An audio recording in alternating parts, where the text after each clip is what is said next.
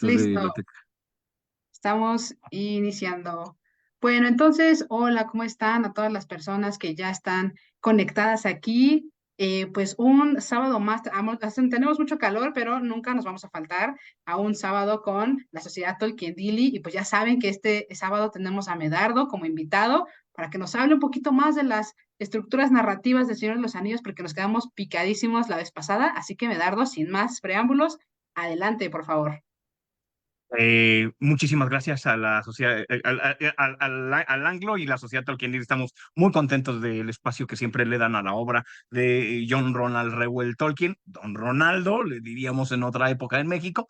Y, eh, y en efecto, de entre todos los modos de acercarnos hacia la extraordinaria obra maestra de Tolkien, estos análisis tienen que ver sobre todo con las técnicas y las herramientas de oficio como escritor para generar efectos específicos.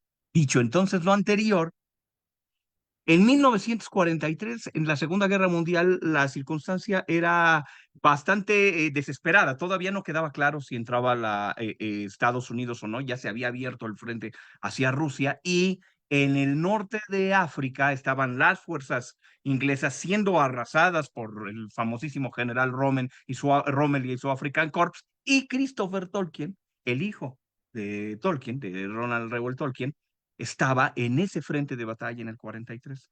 Y su padre le escribía los avances del Señor de los Anillos y se los mandaba con las cartas. Entonces ahí, pues donde le pasaban la correspondencia a los demás soldados, cuando le llegaban a Christopher, que además yo sospecho que Frodo está muy hecho a inspiración de Christopher, así como Eowyn, de Priscila, ¿no? Sus hijos. Eh, en una de las cartas que Tolkien le escribe a Christopher en el frente de batalla del norte de África, le cuenta una cosa rarísima.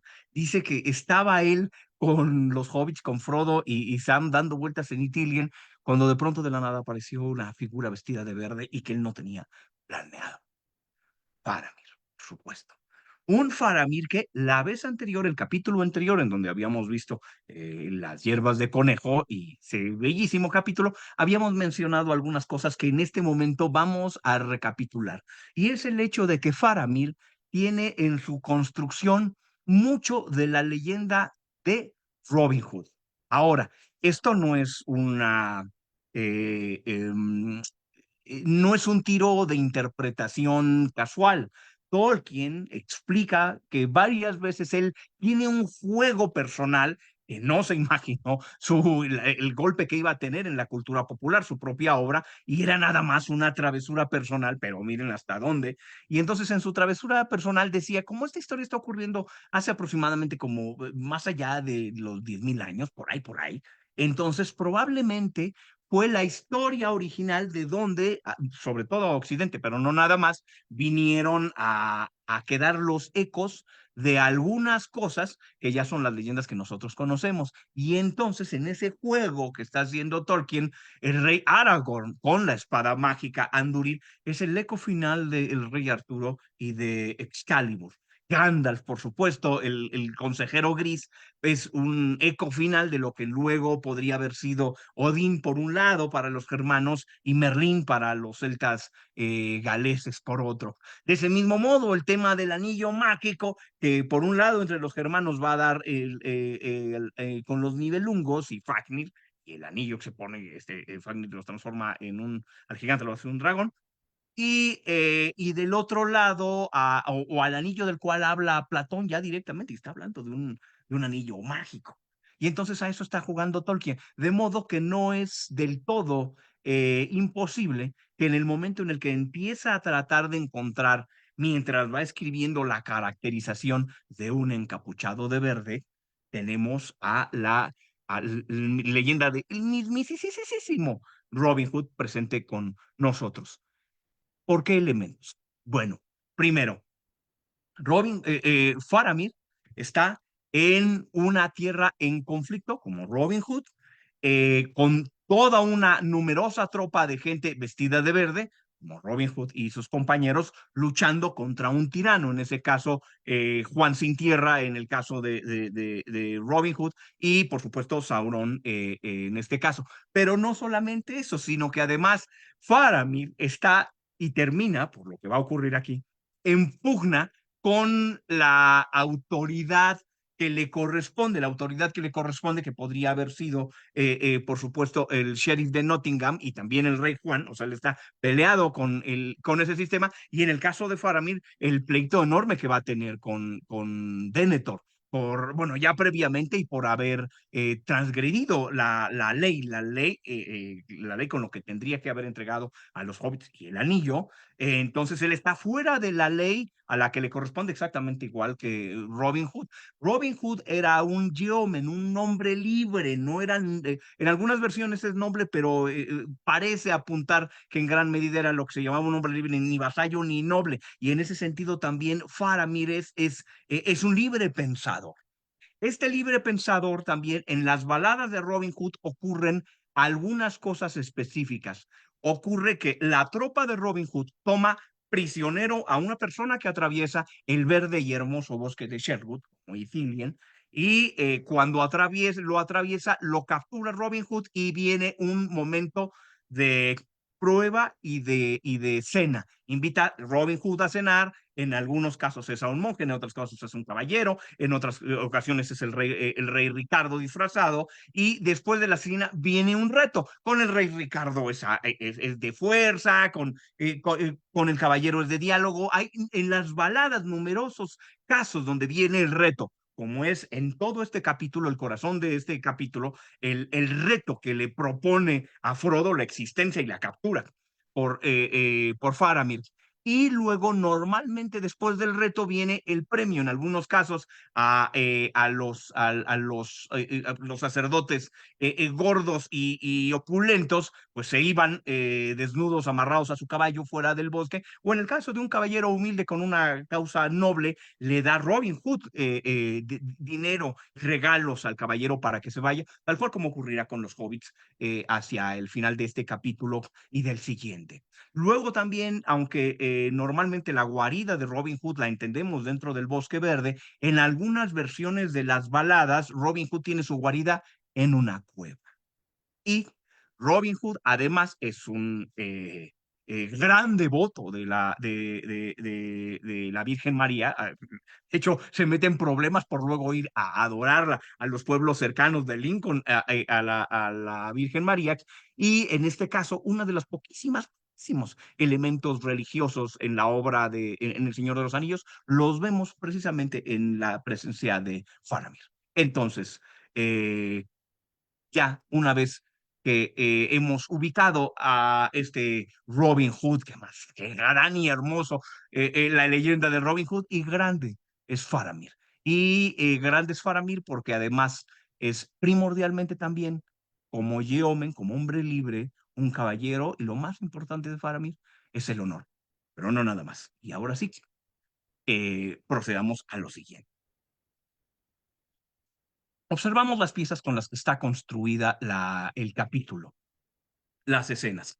Luego, eh, aunque Frodo, ya en el capítulo anterior de las hierbas de conejo, del guiso de las hierbas de conejo, habíamos notado que cada vez el narrador pone más en Sam Gamgee la perspectiva, de modo que es normal que sintamos mucha empatía por Sam y que lo consideramos como uno de los grandes serios de la obra, porque comienza a ser relatada la novela a través de sus ojos. Y entonces tenemos mucha cercanía con él, y esa misma cercanía y ese mismo truco literario hace que haya una injusta degradación del heroísmo de Frodo, que en algunos casos es que no lo sienten tan cercanos como Sam, aunque Frodo se parece más a un racionalista contemporáneo, de eso vamos a hablar en unos momentos, pero esa distancia que siente el lector es una elección técnica, porque en el capítulo anterior estuvo dormido Frodo casi todo el tiempo, y todo lo vimos aquí Sam, y que si el guiso, que si Gollum, que si el olifante. Ahorita en este capítulo, Frodo ya está presente, ya está despierto, ya está protagonizando su historia, y aún así lo vemos a través de los ojos de Sam. es el comienzo del capítulo porque se despierta Sam. Y ya que se despierta, él ve esta imagen absolutamente de cuadro de Robin Hood, donde está Faramir y todos sus 300 hombres alrededor, entre la maleza y en el llano, y el pequeño Frodo en este juicio que se está llevando público. Entonces, esa es la primera parte, el juicio público que tienen Frodo y Faramir. Luego la segunda parte es ya, dice Faramir, bueno, ya, vámonos. Y ya Faramir y Frodo tienen otro diálogo específico, de cual vamos a hablar, por supuesto, en unos momentos. Ellos dos, luego la llegada a Genetanún, la presentación de la guarida de los bandidos, de los montaraces, de los rebeldes, de los luchadores sociales, eh, y eh, y el diálogo, ya, en la confrontación con Faramir, que va a dar al tema del anillo y donde cierra el capítulo. Entonces, son 4 partes con las que está construido. Ahora, ¿cómo están construidos cada uno de ellos? Comienza, como les decía, estamos nosotros ante el juicio de Faramir con Frodo, porque por supuesto está la presentación de qué carajos están haciendo allí. Y nuestros dos protagonistas, F y F, los dos tienen F, Frodo y Faramir, retoman, habíamos dicho, cuando se conocieron Frodo y Faramir en el capítulo anterior, tienen un diálogo de una página que es el modelo de presentación de tema y de héroes de la literatura fantástica épica, porque se cruzan unos rápidas espadazos de inteligencia los dos, donde queda claro que está el tema del daño de Isildur detrás y que queda claro que los dos están contra el enemigo. Un diálogo muy inteligente y muy interesante y que aquí se retoma. Y ahora que está retomado el, el diálogo, eh, comienzan a aparecer algunos detalles singulares. Por ejemplo, Faramir es profundamente cortés y al mismo tiempo también no es falto de carácter, porque obviamente lo ve en esa situación de juicio Faramir y que está hablando de sospechas está hablando de sospechas de Frodo, y de inmediato sale Sam, oiga, ¿cómo cree? ¿Qué le pasa? ¿No? Ahí saca el cuerpo, no, no, ¿qué? Si te metes acá con la banda, ¿qué tranza, no? Y entonces Faramir lo para en seco y le dice, espérate, papito. En efecto, qué bien haces por proteger a tu amo, pero él es bastante más listo que tú. Y lo que tendrías que estar haciendo es callarte el hocico y escuchar lo que estamos hablando. Entonces, Sam se enfuruña, pero aguanta, va. Se calla y continuó el diálogo. Un diálogo que además Tom Shippey nos dice que tiene unos paralelismos muy interesantes con el encuentro que tienen Eomer y con Aragorn, Legolas y Gimli. Y dice Tom Shippey, observen el paralelismo de estos dos encuentros. En ambos casos, Faramir y Eomer encuentran a unos viajeros extraños en una frontera salvaje. Una vez que los agarran, en ambos casos lo primero que ocurre es que los rodean. Una vez que los rodean, viene un momento de diálogo y de juicio, tanto de Homer como de Faramir, en que deciden mejor tener un diálogo privado. Después de ese diálogo privado, insisten tanto Faramir como Eomer en que deben seguir la ley de sus amos, y en ambos casos son dos gobernantes en decadencia y ancianos, Theoden y Denethor, para que los acompañen y no se metan en problemas ni ellos y que puedan ayudarlos. Y en ambos casos, tanto Aragorn como Frodo están haciendo cosas importantes. Exacto. Y en ambos casos, tanto Eomer como Faramir toman un juicio contra sus propias órdenes, toman un juicio confiando en su corazón para decir, órale, va, está bien, vete. Y en ambos casos, uno de los personajes más, digamos, débiles, sale a la defensa de Galadriel. ¡No! ¿Cómo se te ocurre, Gimli?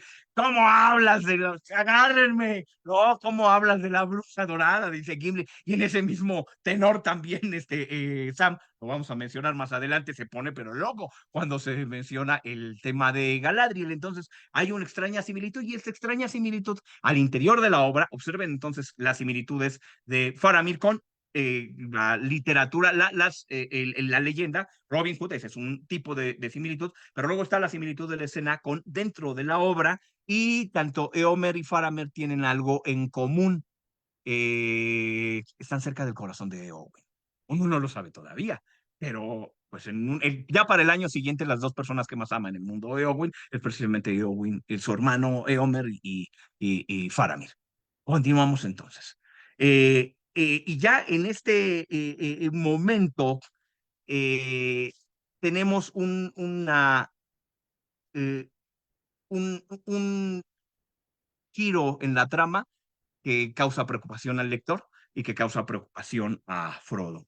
Y es la revelación de que Faramir tiene un hermano. Ese hermano era Boro. Y hay que recordar que la última vez que Frodo vio a Boromir fue, lo había mencionado ya en capítulos anteriores, eh, eh, inquietantemente todo el proceso de Boromir con Frodo para quitarle el anillo es el proceso de los stalkers, ¿no? Primero tratan de seducir y ya que no tienen lo que quieren, pasan a la amenaza. Tremendo, muy doloroso ese proceso, pero entonces Frodo salió huyendo aterrado. Y de pronto, en medio de un territorio salvaje, se viene a encontrar al hermano de Boromir. Y Faramir lo pone a prueba. Y lo pone a prueba mencionando una cosa muy interesante, que es la visión.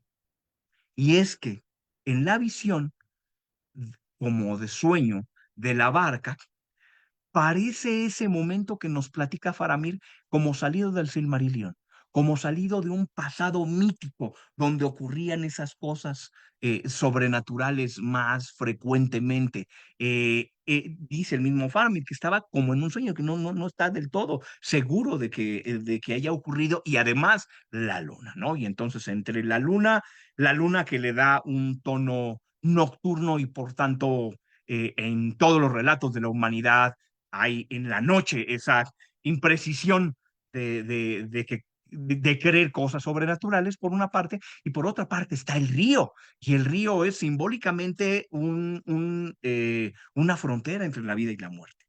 Y en esa frontera ve la barca como élfica que se asoma, ve las ropas grises medio brillando a la vez de la luz de la luna y ve a Boromir eh, inconfundiblemente muerto y se va a la barca.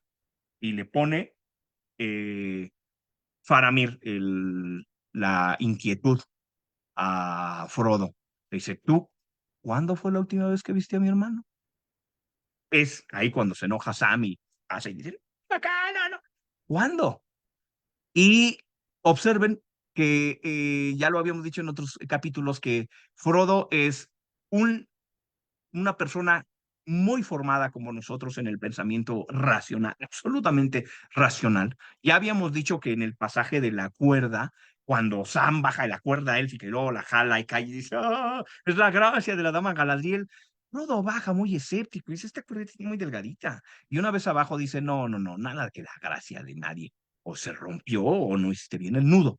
Pensamiento racional. Y en esa medida, Frodo descarta la visión de Faramir. Es decir, por vía de la razón, dice, no, no, no, no, no, no, no, eso que viste tú no es real, por tres razones. La primera es que cuando yo vi a Boromir, estaba muerto, estaba vivo, no tendría por qué estar muerto. Y ese tipo de visiones las hace seguido el enemigo.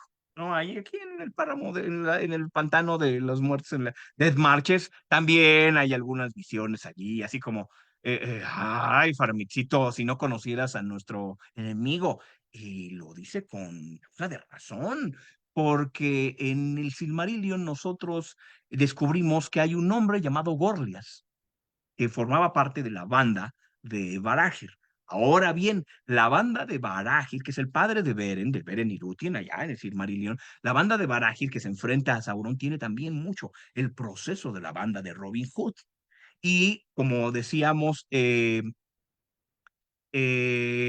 un miembro de su banda de pronto va a visitar la casa abandonada donde había vivido con su esposa y le parece ver a través de la ventana a su esposa llorando, ay, ¿por qué me abandonaste? Y entonces Gorlias, esto ocurre allá en Beleriand, Gorlias entra para ver a su esposa y en realidad era una visión de engaño. Y ahí está Sauron. Y ahí está Tevildor y lo agarran y le sacan la dirección del campamento de Barahir y van y los matan a todos y de allí solo escapa el hijo de Barahir, que es Beren, que huyendo de ese episodio precisamente es que va a conocer a Lúthien. Es decir, Frodo sabe que Sauron es un ente de engaño y en ese ente de engaño este encuentro con Faramir, con este... y el otro elemento, bueno, este encuentro con Faramir, con con este halo numenoreano que tiene él, lo lleva también a otro momento donde ya estuvo en una crisis similar, cuando en Brick se presenta Trancos y está la carta de Cebadilla Mantecona, Parliament Buttercup en inglés, y lee la carta y la carta no sabe si confiar o no en Trancos, que además es muy tierno porque dice Trancos, no, yo quería que me quisieran por mí mismo, por eso no quise usar la carta del amigo de Gandalf, ¿no? Es tierno de parte de Trancos, de Aragorn. Y entonces vuelve de nuevo aquí, no sabe Frodo si debe o no confiar en esta persona, que como Aragorn tiene un halo de oeste, como Aragorn es un montaraz en un territorio salvaje, pero no sabe todavía qué confiar. Y el otro elemento absolutamente racional de parte de Frodo para descartar la visión es que le dicen, no, es que no pudo haber sobrevivido esa barquita a las grandes cascadas de Tolbrandir. No, pues lógico, unas grandes cascadotas, la barquita no se debió haber roto. Así que lo que viste fue una visión, Faramir.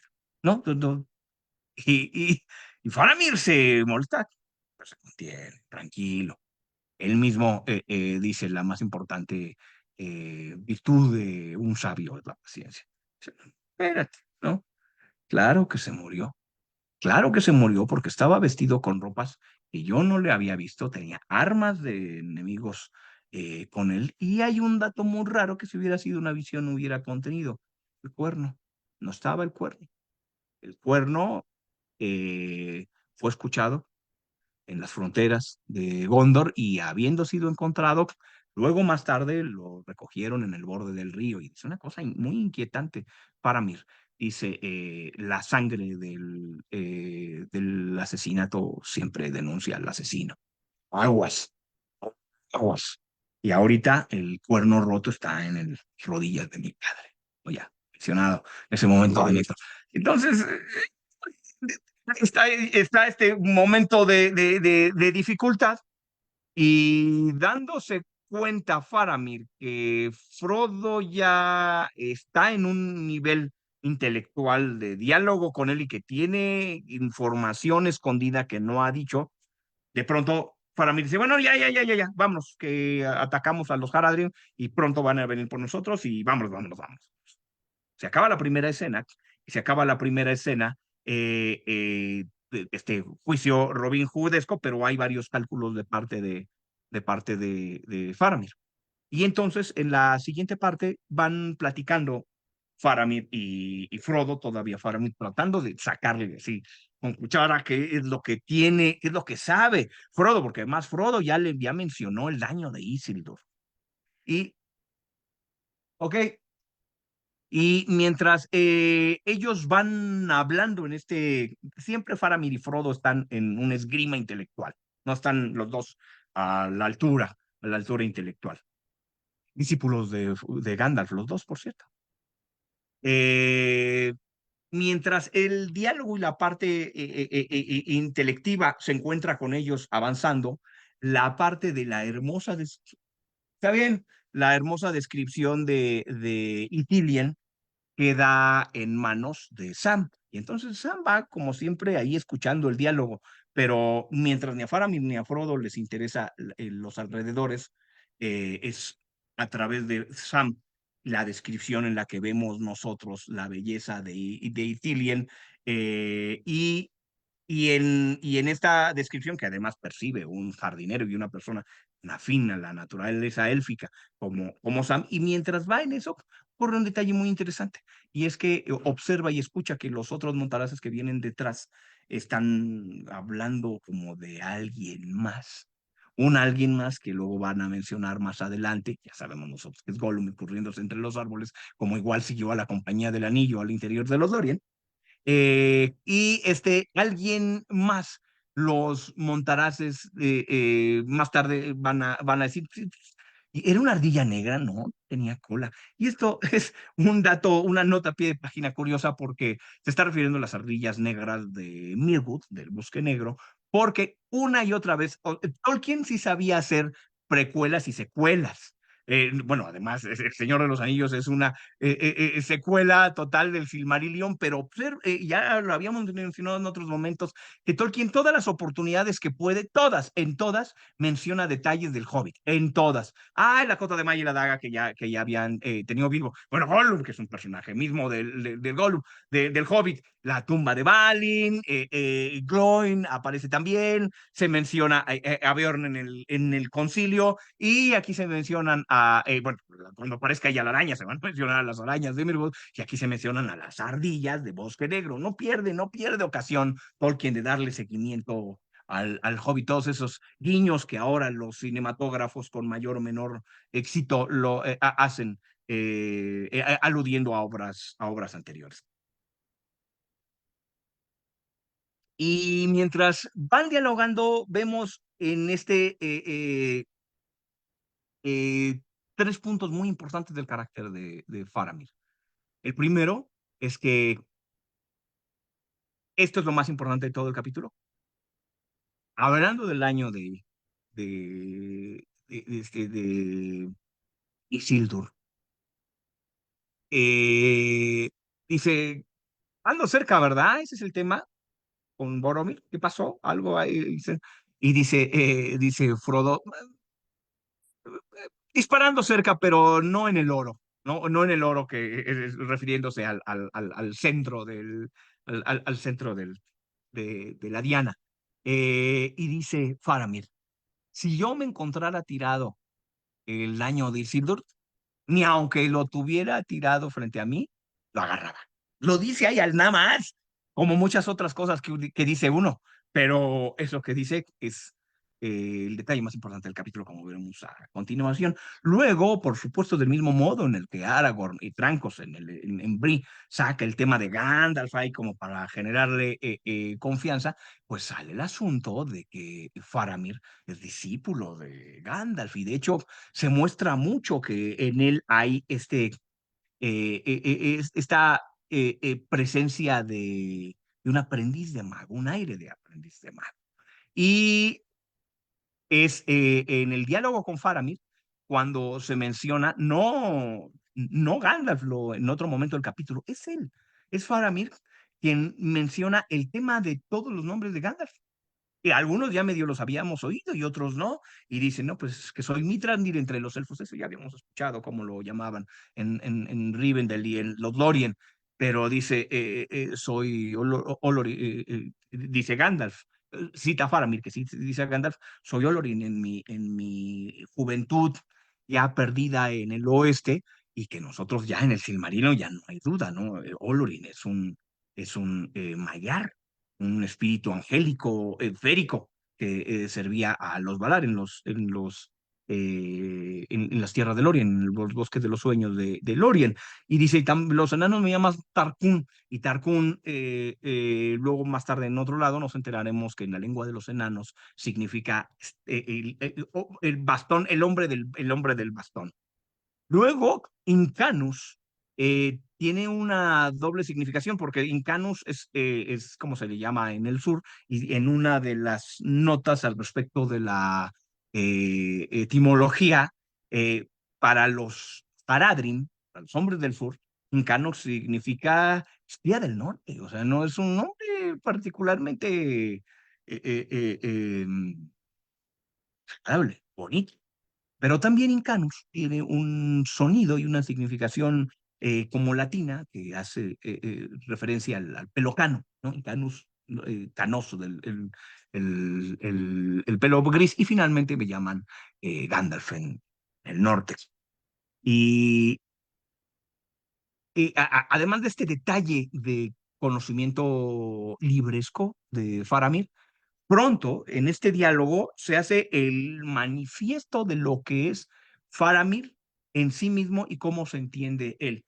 Y el mismo Tolkien en algún momento, aunque Tolkien tiene muchísimo de Bilbo, evidente, ¿no? Lo Tolkien, lo Suffield, así como lo Baggins, lo Tuck, tienen muchísimo, comienzan a escribir al mismo tiempo. Tolkien era muy joven, pero él mismo, digo, todo mundo, hay una frase que todo mundo tiene derecho a ser Batman, y Julio César quería ser como Aquiles.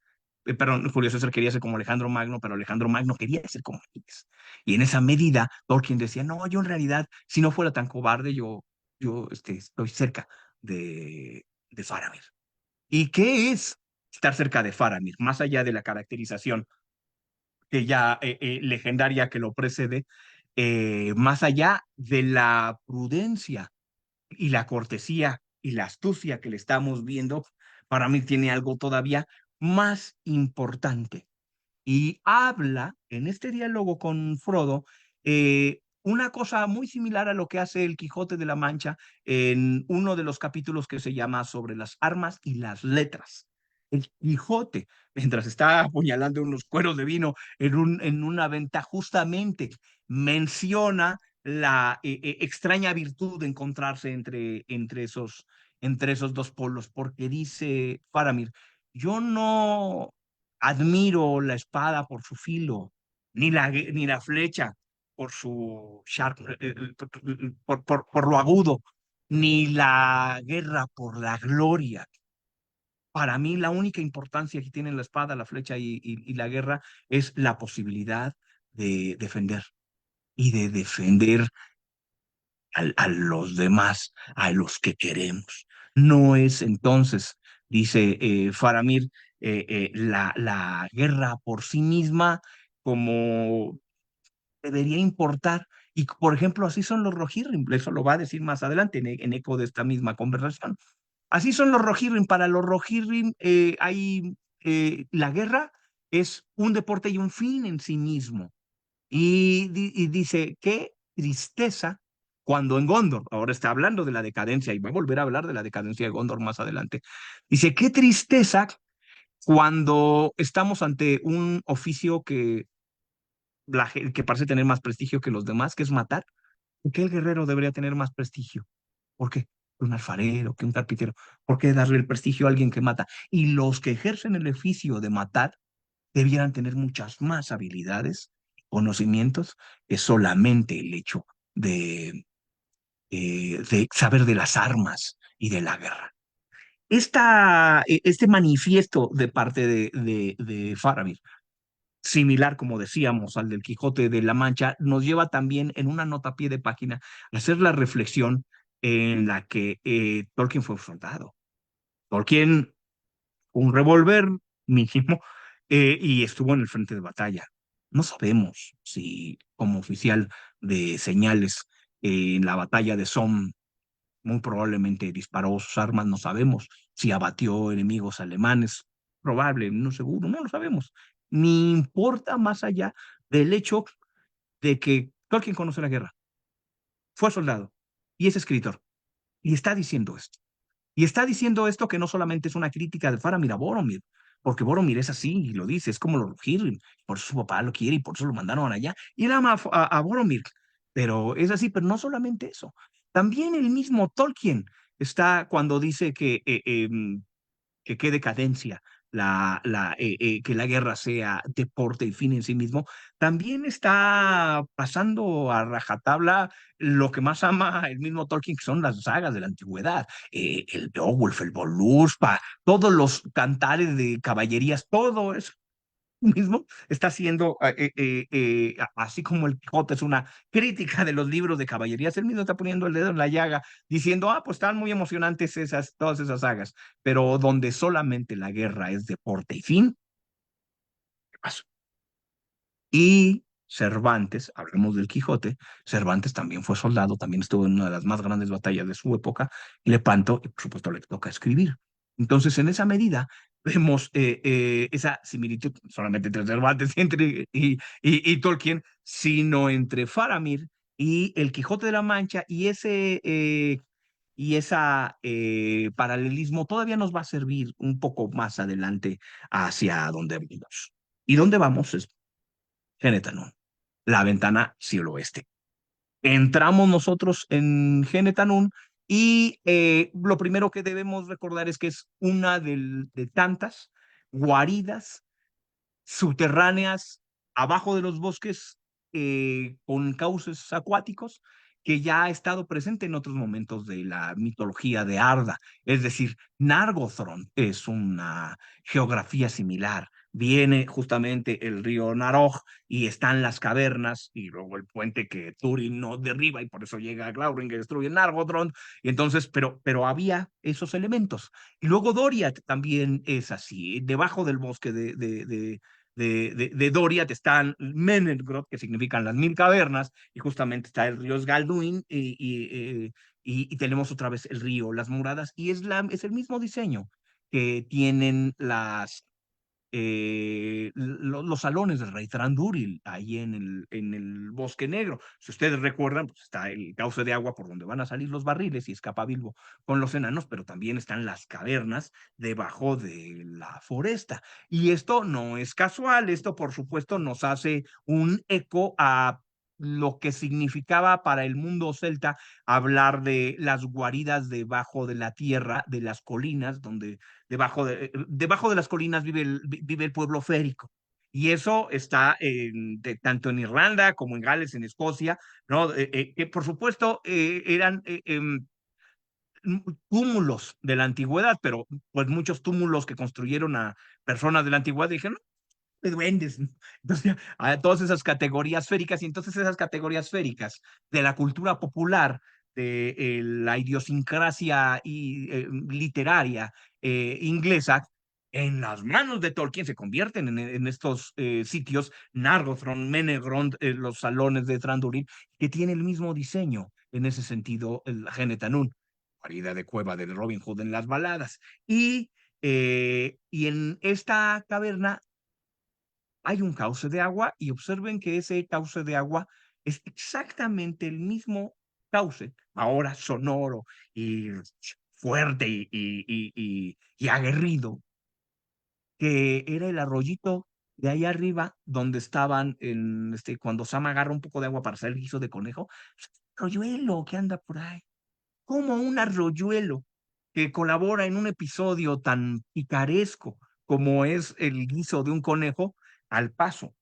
del viaje se convierte en este río con estas porciones legendarias que les estoy diciendo yo. Y no es casual, porque una de las poéticas más importantes para Tolkien todo el tiempo está haciendo el cruce de estos dos opuestos, todo el tiempo. Lo grandioso, lo épico, tiene que ir de la mano de lo mundano.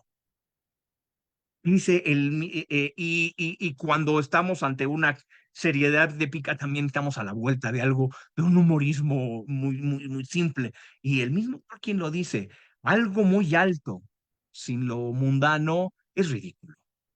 Y algo mundano, sin algo alto, es grosero, es majadero, ¿no? Entonces, ni ridículo ni majadero, sino ahí está la grandeza de la obra. Y entonces cosas tan sutiles y en la naturaleza, en Tolkien, lo más sutil es la naturaleza. Y como prueba de este eco élfico, de esas moradas subterráneas, tenemos el encuentro con la cortina de agua. Además, hablando del estilo y de los recursos literarios, ocurre una cosa muy singular. Bueno, los amarran, les tapan los ojos, como ya les había pasado en los Dorian, que les taparon los ojos, pero Faramir, que es extremadamente cortés, muy cortés. Si Faramir se discutiera en Facebook, lo haría con total cortesía, sin faltarle el respeto a nadie. Es muy cortés. Faramir sabe, es un gran guerrero, pero sabe que mencionaría lo cortés no quita lo Cuauhtémoc en términos mexicanos. Faramir dice, discúlpenme que los vende, yo confiaría en ustedes, pero si se les va un pie o se tropiezan, puede que involuntariamente abran los ojos, entonces no es que confíen en ustedes, y les venden los ojos. Y entonces, como les decía, viene un episodio donde Tolkien describe Tolkien se le ha pasado libro y medio describiendo viajes y todavía le falta un libro más de viajes. De eso se trata. Ya ha descrito los viajes y los campamentos y las dormidas de muchos modos y siempre como pinturas lo vemos. Pero ahora Tolkien describe un viaje, segunda ocasión, eh, eh, con los ojos cerrados. Cuando entraron a los Lorien, en realidad la descripción fue muy suave y vaga, porque como los elfos sutilmente los llevan por suaves veredas, entonces en realidad no perciben mucho, pero aquí hay una descripción para la oscuridad, donde van, sube y baja, los agarran, la frescura del río de un lado, les dan vueltas, no es un viaje sin ver.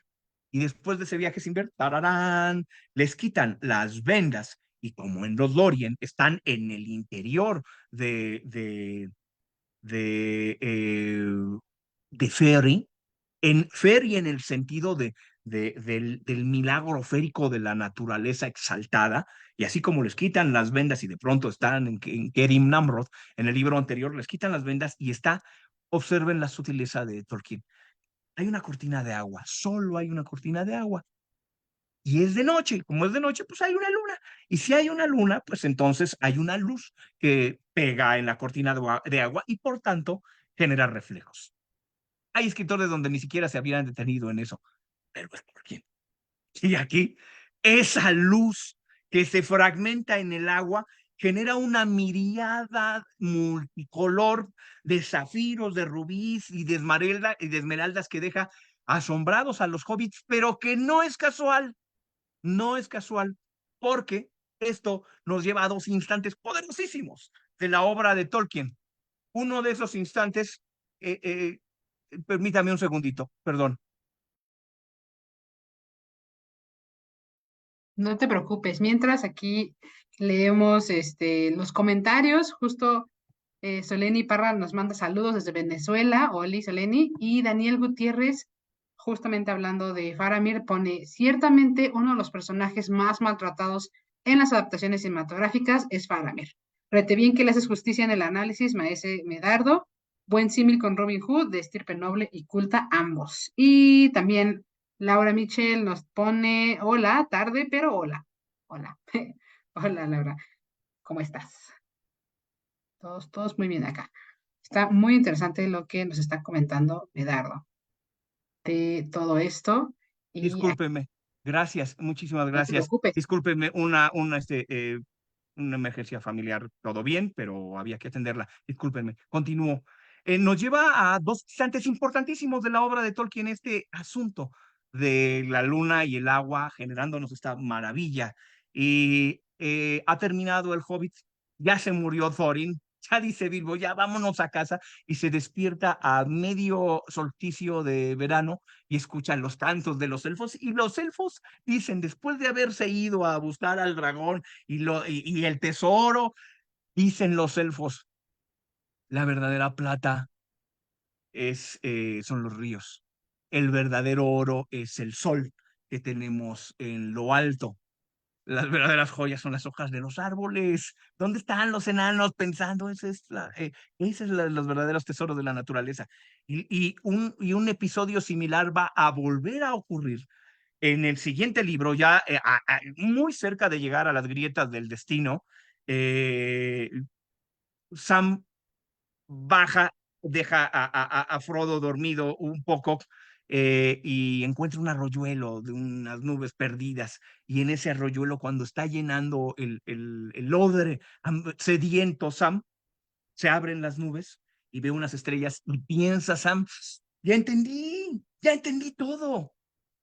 Las estrellas son verdaderamente las joyas del mundo, ¿no? Y qué plata, qué oro, el agua.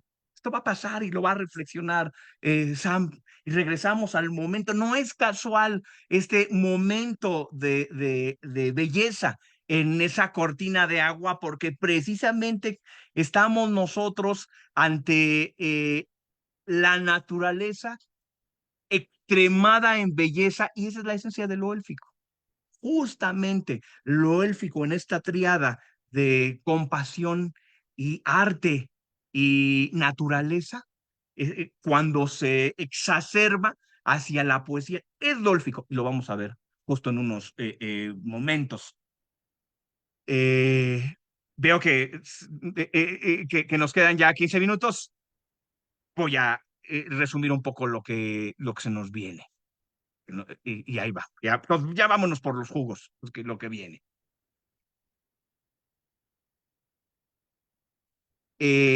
Invitan a comer a los hobbits, están ahí con los montaraces y finalmente se van a dialogar con Faramir y a seguir. Y ya viene entonces la última secuencia de este diálogo directo de uno con otro. Y en un primer momento, el autor utiliza una descripción lejana para contar cosas, es decir, dice, no, pues se pusieron a platicar y contaron cosas, o sea, Tolkien ahorita no necesita decirnos a nosotros como lectores cosas que sabemos que es parte del viaje, y en esa parte del viaje, eh, eh, Faramir lamenta, ahora sí ya, ve las aventuras que tuvieron con Boromir.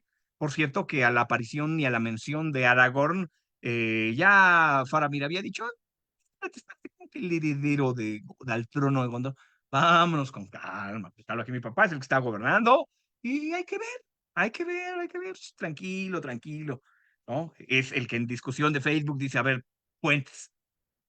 Eh, y dice: ojalá Boromir, que murió, evidentemente murió en una escaramuza, ojalá Boromir hubiera muerto frente al Balrog. Imagínate la grandeza de una muerte como esa. Y Faramir, en su lamento y en el lamento de la muerte de Boromir, va a tocar una vez más el tema de la decadencia de la humanidad y la decadencia de Númenor y la decadencia de Gondor, que ya había mencionado en la segunda parte del diálogo que tuvieron mientras iban caminando a través de los bosques de Ithilien. Y esto no es cosa menor, porque, por ejemplo, todo Turin Turambar es un tratado sobre la caída de la humanidad, porque es un gran hombre el que cae, no es un criminal, es un hombre que por vía una profunda depresión médica y de la furia tiene una vida de desastre. Pero también la Comunidad del Anillo es casi, la novela de la Comunidad del Anillo es casi la caída de Boromir. Y entonces hay un análisis de parte de Faramir al respecto de la decadencia de la humanidad y la decadencia de Númenor y la decadencia de Gondor. Y dice: estos reyes que comenzaron a ser cada vez más tontos, más flojos, estos reyes que comenzaron a honrar más a los nombres de sus ancestros que a los nombres de sus hijos, estos reyes que empezaron a construir templos cada vez más grandes para la muerte en lugar de la celebración de la vida. Eh, y es en ese mismo contexto donde estos mismos reyes están ya en una humanidad más caída, mezclada eh, con la decadencia de la guerra tenida como una cosa tan importante. Y aquí hay tres hebras que tenemos que tocar rápidamente. La primera es la hebra correspondiente a los Rohirrim, porque dice: sí, bueno, los Rohirrim, mira, la verdad es que los Rohirrim me caen bien, dice, porque son como éramos nosotros los Edain en los días antiguos. O sea, se parecen a cómo era la casa de Haled y todos esos Edain durante las guerras contra Morgoth. Así se imagina Faramir que fueron los hombres de por entonces. Pero ya ha pasado el tiempo, ¿no? Ya, o sea, ya. Y dice una cosa muy interesante, dice: no, no son, son gente alta, rubia, muy guapas sus mujeres, ¿eh? Muy guapas, muy valientes, ¿no? Entonces ya ahí, pues, ya está vislumbrando qué tipo de mujeres que le gustan, ¿no? Como veremos más adelante con Eowyn. Luego, otra hebra que vale la pena que no sigamos adelante sin mencionarla, es el tema de la religión. ¿Por qué? antes de comenzar a comer, antes de venirse para acá a platicar en secreto con Faramir, llevan a cabo una ceremonia de inclinación hacia el oeste, los Montaraces y Faramir. Llama la atención a los hobbits y ha llamado la atención a muchos otros lectores posteriores, porque parece que esta es una de las poquísimas referencias al respecto de religión específica, porque es un gesto al oeste que es a los Valar. Y en el capítulo anterior, en cuanto salió el olifante, uno de los Montaraces sale gritando que el Valar lo desvíe. O sea, está mencionando así como, Diosito, ayúdame, ¿no? Entonces, hay aquí esas referencias específicas, pero no es casual en el tema de la decadencia de la humanidad, porque los numenoreanos, muy poco en la obra de Tolkien se habla de la religión, y hay una explicación muy concreta que él da y dice, bueno, esperen, esto ocurre hace muchísimo tiempo, entonces Tolkien además logra hacer una fusión y un engaño total entre el monoteísmo y el politeísmo. Dice, ya, monoteísmo porque está ahí Ilúvatar el héroe, y además él era muy católico y consideraba que existe acá Picudo y Rifón, pero al mismo tiempo pues agarra todo el politeísmo de las mitologías de la antigüedad y lo mezcla y resulta que son espíritus angélicos sádicos que sirven a Dios y entonces tiene las dos cosas en la misma parte. Entonces Tolkien dice, no, pues ¿por qué va a haber religión si todavía no ha nacido el papá de los pollitos en Jerusalén? No hablemos de eso. Pero no solamente, porque en otro momento están molestando a Tolkien. Dice, bueno, ya, ¿cómo que no hablo de religión? No es cierto. ¿No se dan cuenta que Frodo es devoto del Beret? Sí, lo dice Tolkien. Pues no ven que lo enumera una y otra vez y cuando casi apuñala al rey brujo en la colina de los vientos lo menciona. Ay, que no ven, ¿no? Y bueno, además el Beret, que es la diosa de las estrellas y que con su manto de estrellas es como la Virgen María. Solo que esta es una Virgen María que sí tiene marido y sí tiene sexo y Tolkien eso no lo preocupa. Eso no lo preocupa. También Galadriel va a tener algo de la Virgen María y también tiene un marido y tiene sexo y tampoco lo preocupa. Bueno, dejemos a ese libre pensador en esa dirección y al respecto de la decadencia humana y de la religión, justamente en Númenor es donde se levantó en la cima de la colina de la montaña Meneltaralma, arriba había un santuario a Ilúvatar el héroe de algún modo, pero no se construyen templos ni adoraciones hasta que llega Sauron. Y hasta que llega Sauron es que comienzan a hacerse estos rituales a Morgoth.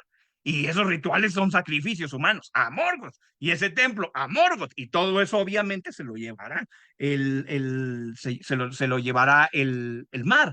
Pero es importante no solo por esto que está denunciando Faramir sobre la decadencia de la humanidad, sino por la razón de la decadencia. Y la razón de la decadencia es haberse alejado de lo élfico, porque justamente Arparazón y todos sus secuaces lo que hicieron fueron eh, volverse enemigos de los fieles de los elfos, de los Elendili, como Elendil, pues, y en esa afiliación hacia lo élfico como virtud, es que de pronto Sam dice, ¡ah!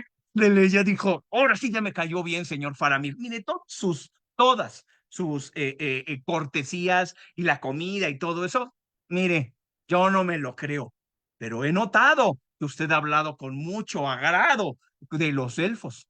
Y hablando con agrado de los elfos, eso ya hizo que me cayera bien, ¿no? Y entonces, eso le parece grato a Sam. Pero luego Faramir, que finalmente es aprendiz de mago, dice una cosa inquietante. Dice, pues sí, en esa decadencia de la humanidad también se alejaron de los elfos, sí, pero pues es que pues hay que tener cuidado con el bosque dorado, ¿no? Es peligroso.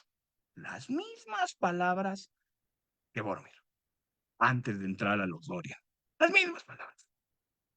Y Faramir lo dice poniendo el dedo en la llaga porque ya leyó a Sam, ya lo vio. Faramir sabe exactamente cuál es el nombre completo de los Lorien. Lo dice en la primera parte donde está con los 300, lo dice, ya se lo dijo, lo sabe bien, pero ya vi por dónde coge a Sam.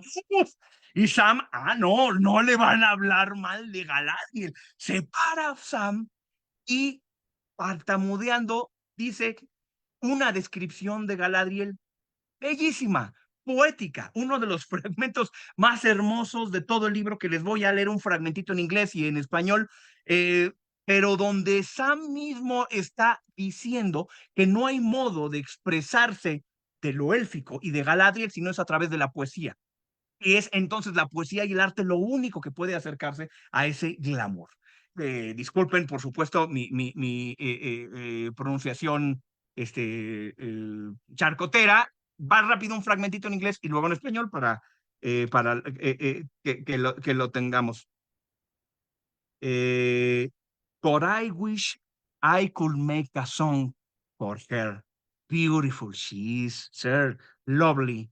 Sometimes like a great tree in flower, sometimes like a white daddy down folly, small and slender like hard as diamonds, soft as moonlight, warm as sunlight, cold as frost in the stars, proud and far off Snow Mountain, and as merry as any lass I ever saw with daisies in her hair in springtime.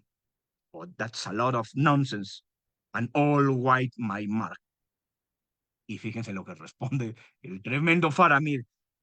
Then she must be lovely indeed, perilously fair, peligrosamente bella, todavía provocando. Ahí va en español, ahí va en español.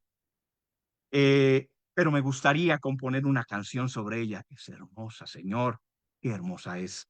A veces como un gran árbol en flor, a veces como un narciso, delgada y menuda, dura como el diamante, suave como el claro de la luna, ardiente como el sol, fría como la escarcha o las estrellas, orgullosa y distante como una montaña nevada y tan alegre como una muchacha que en primavera se trenza margaritas en los cabellos. Pero he dicho un montón de tonterías y me he acercado a la idea. Ha de ser extremadamente bella, en efecto, dijo Faramir. Peligrosamente bella. Y esto es la estocada total de Faramir. Ya vio por dónde coger Sam. Y allí, en el enojo de Sam al respecto de que no están respetando a Galadriel, es que dice, ay, es que no hay ningún peligro en los Lorien que no traen a las personas que van para allá. Son las mismas palabras que Aragorn le dijo a Boromir, porque ese peligro ya se lo había visto a Boromir cuando lo vio que deseaba el anillo único. Tremendo. Y solito. Miren, y Faramir, mira, puro, tranquilo. No tuvo que amenazarlos, no tuvo que nada, solito así. Órale, papá. Y Sam, qué tonto soy. Oiga, pero Handsome is who handsome does. O sea, el que hace cosas, en español no tiene tanto sentido, pero el que hace cosas guapas es el guapo de a de veras, ¿no? O sea, compórtate a la altura de tus palabras hermosas, porque ya soy un estúpido y ya dije esto. Y en este momento, pero observen, técnicamente, estamos nosotros apreciando el momento poético de un hobbit que se ha ido transformando en poeta desde la canción de Tom, desde hablar declamar la poesía de Gilgalad, de haber hecho esos versos de haber hecho esos versos para Mithrandir, y que luego más tarde va a cantar en élfico en la Torre Gorger en el rescate de Frodo. Es decir, estamos viendo el proceso del avance hacia lo élfico de Sam, y nosotros como lectores también nos hemos desviado, y de pronto, ¿qué crees? Que no solamente tienes al hermano de Boromir enfrente, sino que si Boromir estuvo a punto de arrancarle el anillo, él solo, como el Stalker que ya mencionamos, en medio del territorio salvaje, ahora de pronto a su hermano. Están en una guarida suya y hay 300 hombres a su mano. Y mientras, y se vuelve a repetir el reto hacia Galadriel, solo que al revés. Frodo, que las tiene todas con él en el espejo de Galadriel, es Galadriel la que tiene todas las turbaciones y no Frodo, le dice, mira, aquí está el anillo, ¿no? Aquí llega la prueba de Faramir, tal como le llegó la prueba a Galadriel. Ahí está el anillo. Y mientras Galadriel reacciona como un nada, en toda esa pulsión entre el deseo y la conciencia de Ticax, Faramir reacciona como un humano aprendiz de mago, porque Faramir reacciona como Gandalf, con una carcajada. Y observen lo que sigue a continuación. Dice Faramir, yo no le miento ni a los orcos. Imagínense, yo no le miento ni a los orcos, ya había dicho en algún momento del capítulo.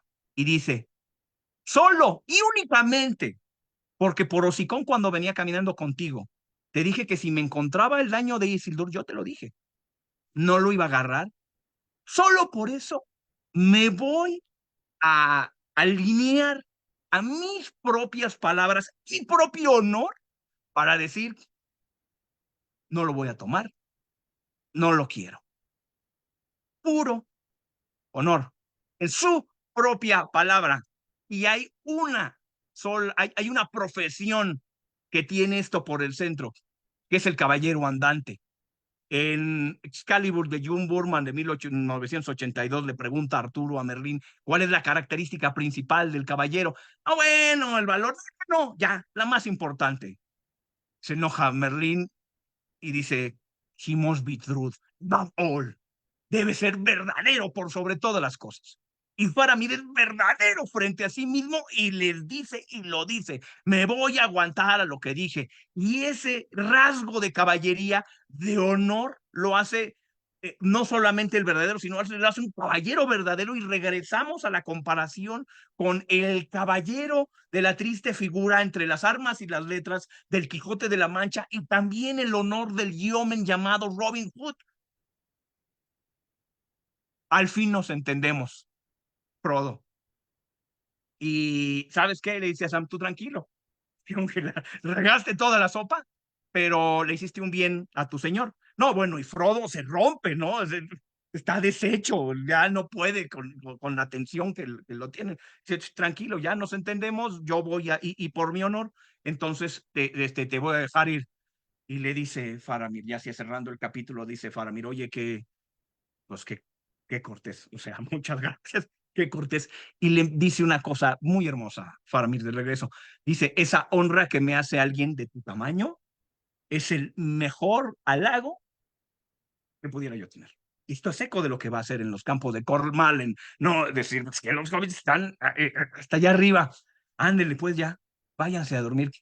Y se le queda viendo Sam antes de dormir y dice, oiga, perdóneme, pero discúlpeme, ¿sabe qué? Así como usted más temprano le dice, yo recibo algo élfico en ti, le dijo Faramir a Frodo, cosa que también Gildor le había dicho a Frodo, al percibo un aire élfico, así como usted lo vio, déjeme decirle que como que yo le veo un aire como Magil, o whiff of a wizard, dice en inglés, como que le huele un aire Magil a usted. Se ríe Faramir y dice, quizá estás aprendiendo a percibir el aire de Númenor. Y aquí cierra, bellísimo capítulo de La Ventana del Oeste.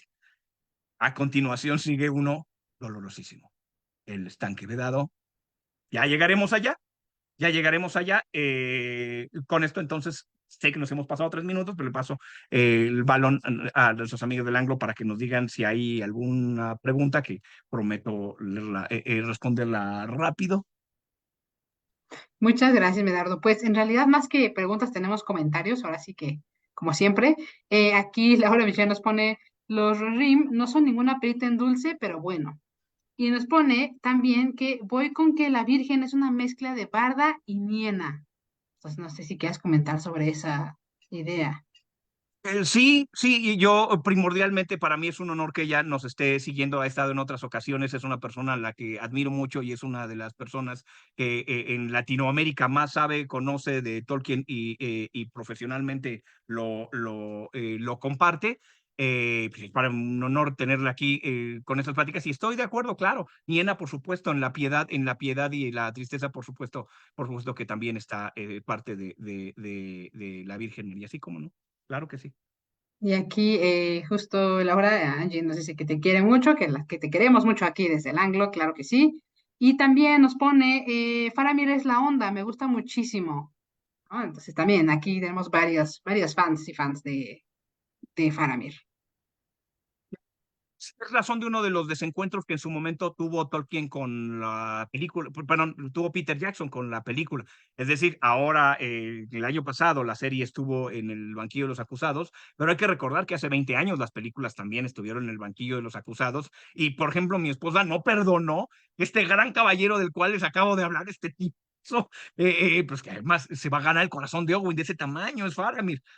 Eh, Narrativamente es obligado por el guión a convertirse en un personaje de tensión, ¿no?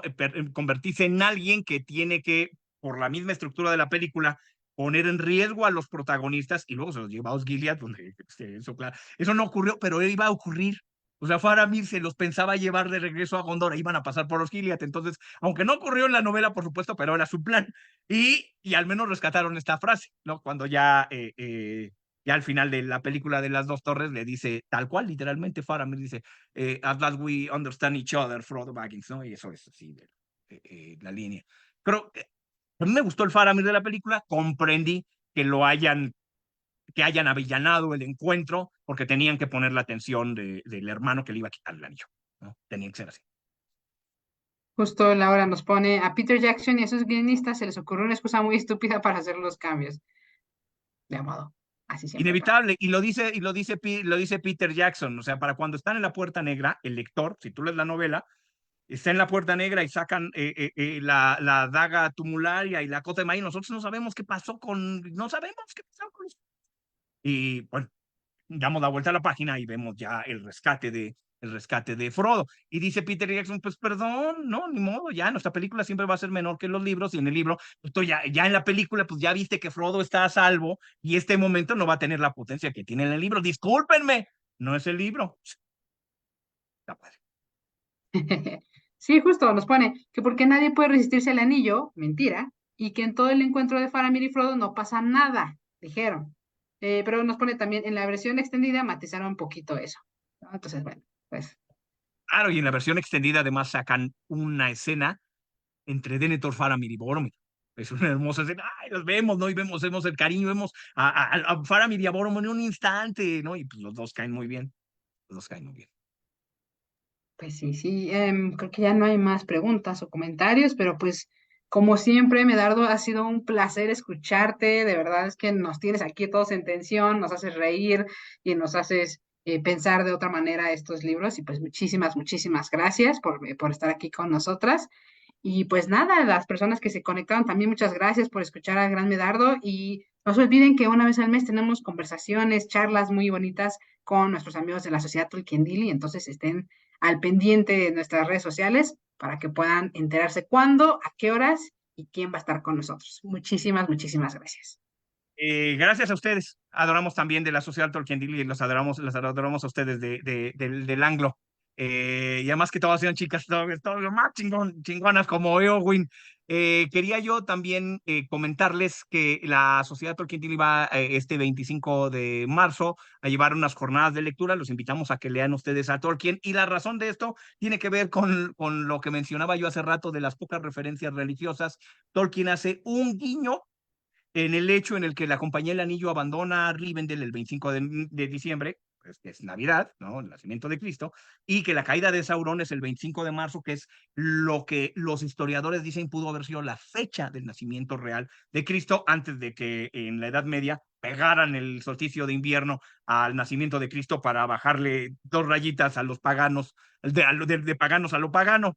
Y entonces, este día 25 de marzo celebramos la caída de Sauron de la Torre de Barad-dûr y es esa fecha especial escogida por esa razón en particular. Bueno, y la Sociedad Tolkien de México y también otras sociedades en todo el mundo, aprovechamos el 25 de marzo para leer a Tolkien. Pueden compartirlo en sus redes, etiquetar a la Sociedad Tolkien Dili y pues seremos más felices. Muchísimas gracias. Perfecto, pues ya saben, únanse también y pues muchísimas gracias. Nos estaremos viendo y cuídense. Bye. Bye.